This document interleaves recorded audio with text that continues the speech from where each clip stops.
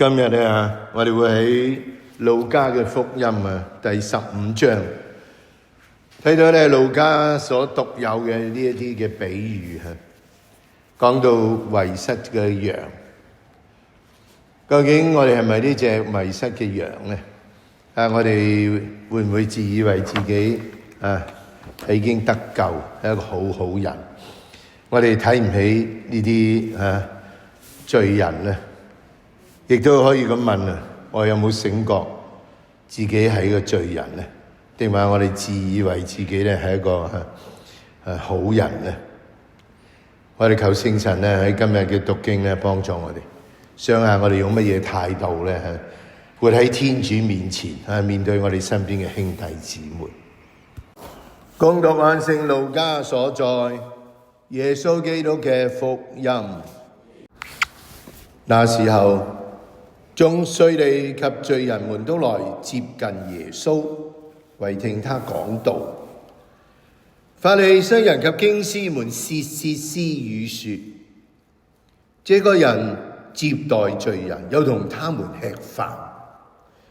耶穌遂對他們設了這個比喻說：你們中間哪個人有100隻羊，遺失了其中的一隻，而不把那99隻丟在荒野去尋覓那遺失的一隻，直到找着呢？待找着了，就歡天喜地把它放在自己的肩膀上，回到家中，讓他的友好及鄰人來對他們說：你們與我一同歡樂吧，因為我那隻遺失了的羊又找到了。我告訴你們，同樣因為一個罪人悔改，在天上也要這樣歡樂，而且比對那99個無須悔改的義人的歡樂更大。或者一個婦人裏有10個銀幣，若遺失了一個，哪有不點上燈，打掃房屋，細心尋找，直到找到呢？待找到了，他就請朋友及鄰人來說：你們與我一同歡樂吧，因為我失去的那個銀幣又找到了。我告訴你們，對於一個罪人悔改，在天主的使者前也是這樣歡樂。基督嘅福音。今朝早咧聽到呢個印度嘅神父咧去解呢一段經係好得意。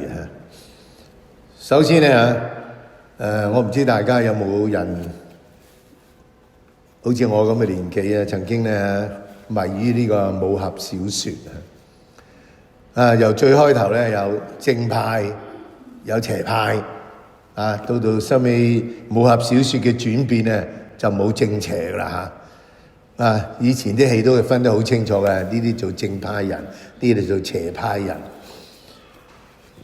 究竟我哋當自己係正派定邪派咧？今日自以為正派嘅就係呢啲法利塞人同經師，邪派係咩咧？就係呢啲稅吏，呢啲罪人。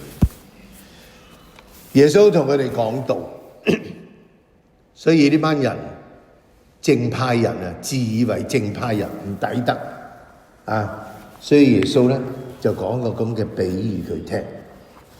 我哋大家都聽過呢個比喻啦，因為好深刻㗎。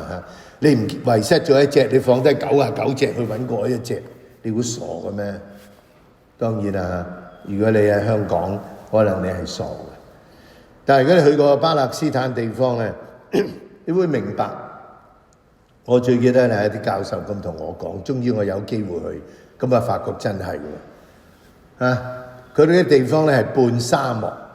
如果99隻羊行過咗嗰個地下咧，你會睇到好似有啲車胎輪嘅，好容易揾嘅啫嘛。話你跟住嗰啲車胎輪就咪揾到咯。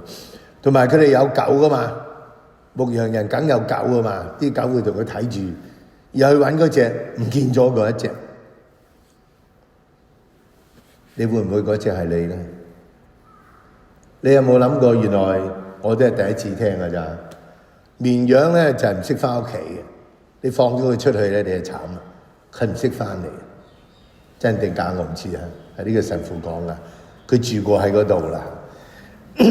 同埋大家知羔羊唔走得快，羔羊走得好慢，即係話如果有任何嘅其他嚟要追佢食佢，好簡單嘅啫。所以佢又唔識路，又唔能夠保護佢自己，咁即係話如果遺失咗死梗㗎啦。咁所以呢個人咧揾佢，我哋有冇諗過喺今日嘅生活裏頭，如果我唔同天主一齊，我一定迷失嘅。有冇人真係覺得係咁？如果我真係覺得我會迷失，我會點做？唔該，日日睇聖經啦，日日默想下天主講乜啦。邊個會做呢啲嘢㗎？你唔會㗎嘛？你各人走各自嘅路，係咪咧？所以呢個亡羊喻提醒我哋就嗰隻遺失咗嘅羊。而耶穌嚟唔係捉住我哋鬧我哋，佢係將佢放喺佢膊頭度拎翻屋企啊，幾溫馨！呢個神父話佢每一次讀到呢一段嘅經，佢流眼淚，因為佢承認自己係呢隻羊，佢係一個罪人。佢唔夠膽講佢自己咧係一個正義嘅人，佢就呢隻遺失咗嘅羊。我哋有冇真係感受過主揾到我哋咧？定話我揾到主，好似我孭住主翻屋企咁咧？另外呢個婦人嘅比喻，唔見咗一個銀幣去揾完，叫大家嚟開心。我唔知我哋堂區咧有冇呢啲嘢啦。總之咧，呢個神父咧佢講佢自己嘅堂區咧就係咁噶啦嚇。嗰啲職員啊，大家都自以為自己係正派，個個都自己覺得好偉大。邊個會體諒人？今日羅馬人書就講到，喂，我哋大家都批判我哋嘅兄弟。我哋唔好覺得咧我哋應該互相扶持。我哋係主嘅僕人，我哋係咪孭住啲迷失嘅羊，定話我哋咧喺度指手畫腳講呢個講嗰個？只得我哋問下自己，我哋係一個活人嘅地區，我哋睇到有天主嘅幸福啊，定話我哋大家翻到嚟，你坐左邊，我坐右邊，你往左邊望，我往右邊望。只得我問下我自己我哋呢個聖堂，我哋呢度係咪一個活人嘅地區？我哋點樣互相去對待？